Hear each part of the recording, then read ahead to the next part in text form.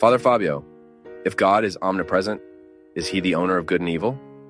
Dear one, the fact that God is omnipresent has nothing to do with the origin of evil, because omnipresent means being everywhere, the omnipresence of God. So God is here. God is there with you.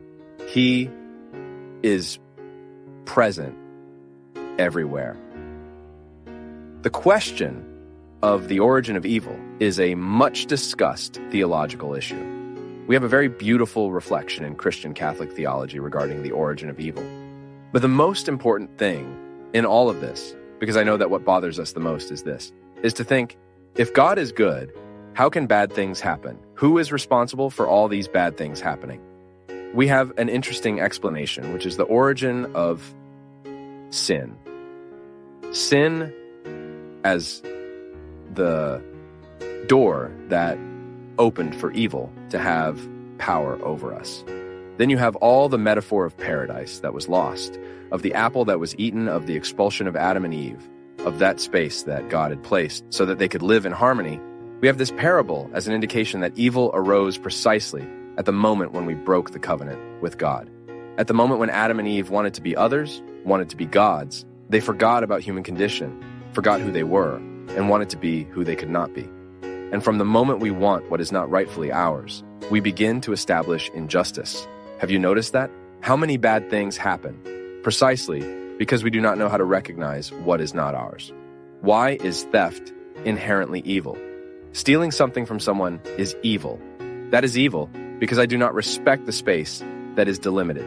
It belongs to another, but I want it for myself.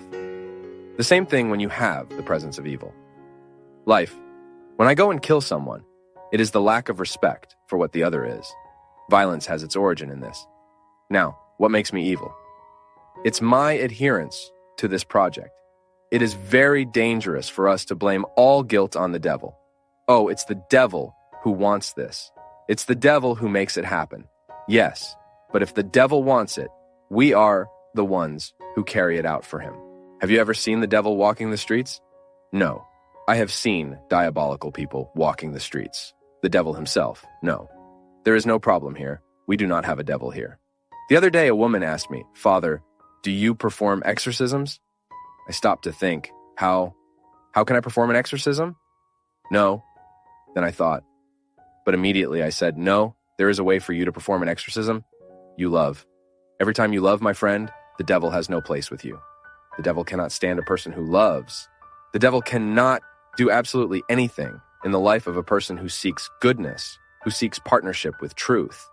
The devil begins to have a say in our lives when we open the doors for him to sit, to have a coffee in our house, to have a little whiskey with us. Then that's it. You start opening the doors. Oh, come smoke some marijuana. And the devil sits and smokes marijuana. Let's sniff some cocaine. It's the opposite, right? It's me who is adhering to what is a process of breaking within me. This week I was in Itapemirim. I met a young man there. I think his name is Paulo. During the show, I saw that he was very quiet, but I had already seen him like that because he was very close. And at the end of the show, he was already up on something, waving and singing. And then he asked, I understood that he wanted to talk to me. And then he came to the dressing room to give me a hug. And he said to me like this, Father, I'm struggling to free myself from drugs. And then I hugged him and said to him, my friend, freeing yourself from drugs is the same as you starting to love yourself again. Because drugs are nothing but a lack of love.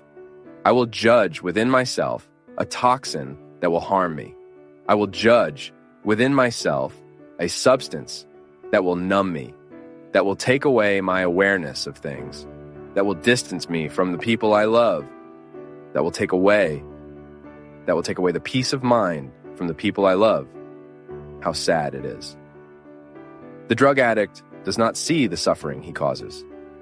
The mother who does not sleep, who until she sees her son coming home, no matter how bad he is, she likes to see him arrive anyway. She doesn't sleep because she keeps thinking, my God, where's my son now? So We continue tomorrow in the next video.